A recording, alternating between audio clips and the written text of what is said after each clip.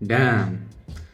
तो भाई लोग, आप लोगों का स्वागत है मेरे एक और नए वीडियो में। तो आज हम लोग बात करने वाले हैं मार्वल स्टूडियोज की पहली R rated series Marvel Zombies के बारे में। हाँ, जो कि एक एनिमेटेड सीरीज है और सबको पता है। तो ये 2021 में आई हुई व्हाट इफ सीजन 1 एपिसोड 5 से कंटिन्यू की गई है। और आर रेटेड होते हुए भी पूरे सीरीज में उतना ज़्यादा कुछ देखने को मिलता नहीं है। बस थोड़ा ब्लड शेड ज़्यादा दिख जाता है और कुछ नहीं। पूरे सीरीज में इसे डिस्क्राइब तो नहीं किया गया, पर अकॉर्डिंग टू कॉमिक ये मार्वल सिनेमैटिक यूनिवर्स के मल्टीवर्स में अर्थ 2149 में एग्जिस्ट करता है। तो ये सीरीज अच्छा खासा मज़ा देती है। ये सीरीज देखने से पहले अगर आपने व्हाट इफ नहीं देखा और आप लोगों को ये भी पता नहीं कि ये सब कहाँ से शुरू हुआ, तो टेंशन नहीं लेने का, आप पुनः ना भिड़ो। तो ये सब तब शुरू हुआ जब थैनोस के आने से पहले हैंक पिम अपनी वाइफ जैनेट को बचाने के लिए क्वांटम रियम में गए थे। पर इस यूनिवर्स में जैनेट क्वांटम रियम में किसी ज़ॉम्बी वायरस से इन्फेक्टेड हो जाती है और हैंक पिम के आने से पहले ही वो ज़ॉम्बी बन जाती है।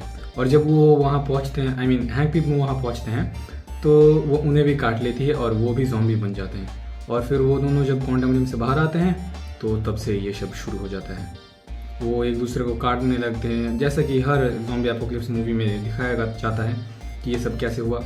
तो ये सब वैसे ही हो जाता है। तो अब अगर स्टोरी के बारे में ऊपर से बात करें तो सीरीज़ के स्टार्टिंग में ही इस एपोकलिप्स के दौरान कमाला खान, जो कि इस सीरीज़ की मेन लीड है, रीडी आयनहार्ट और केट बिशप, ये तीनों एक साथ ट्रैवल करते हैं और ऊपर से एक क्वीन जेट आके गिरता है और फिर उन्हें वहाँ पे एक ट्रांसमीटर मिलता है जिससे उन तीनों को लगता है कि इससे दुनिया बचाई जा सकती है। तो वो उसे लेकर दुनिया बचाने के लिए निकल पड़ते हैं।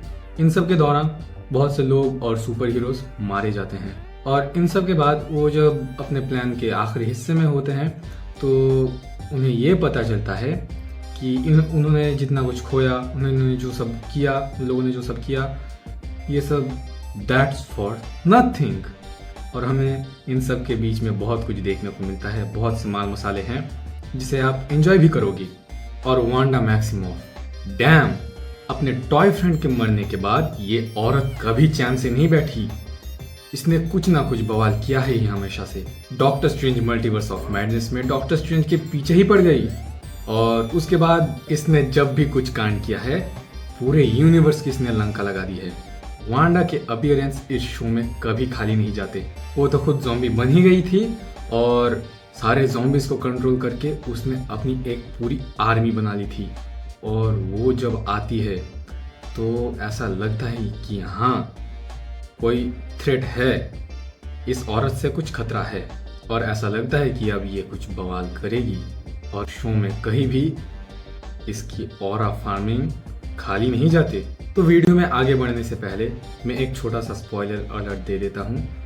अगर आपको स्पॉयलर्स नहीं चाहिए तो आप इस चैप्टर को काट सकते हो। और ये सब शुरू होने से 5 साल पहले जब थैनोस वाकांडा आया था तब वो भी ज़ॉम्बी बन चुका होता है। और तभी स्पाइडरमैन, स्कॉट लैंग और ब्लैक पैंथर से फाइट के दौरान ब्लैक पैंथर थैनोस के साथ खुद को वाइब्रेनियम कोर में गिरा देता है, जहाँ पे उन दोनों की मौत हो जाती है और इन्फिनिटी स्टोन्स भी ख़त्म हो जाते हैं। पर इन्फिनिटी स्टोन से निकले एनर्जी एक स्टॉर्म में तब्दील हो जाता है जो कि इस पूरे दुनिया को ख़त्म कर सकता था। पर तभी ब्रूस बैनर आ जाता है और वो हल्क बन के उस पूरे एनर्जी को अब्जॉर्ब कर लेता है और वहीं पे रह के वो इस पूरे वर्ल्ड को प्रोटेक्ट करता है और हल्क बन जाता है the fucking infinity Hulk.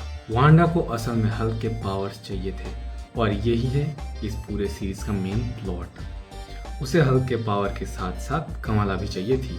I don't know why, but Hulk से पावर अब्जॉर्ब करने के टाइम वांडा को वो चाहिए थी। सीरीज के आखिर में हमें ज़ॉम्बी थॉर और इन्फिनिटी हल्क के बीच एक फाइट देखने को मिलता है जो कि हमने लास्ट देखा था थॉर रैग्नारॉक में और उसके बाद मार्वल ज़ॉम्बीज़ में। ये फाइट ज़्यादा लंबा तो नहीं था पर काफ़ी ऑसम था। इस शो में मुझे सबसे ज़्यादा जो कूल लगा वो है ब्लेड नाइट।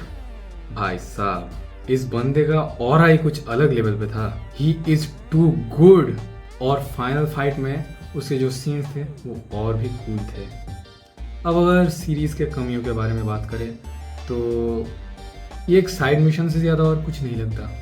पूरे सीरीज़ में कंटेंट है पर डेप्थ नहीं है। आप इसे देखोगे और भूल जाओगे, पर आखिर में ये एक अच्छा एंजॉयमेंट देती है।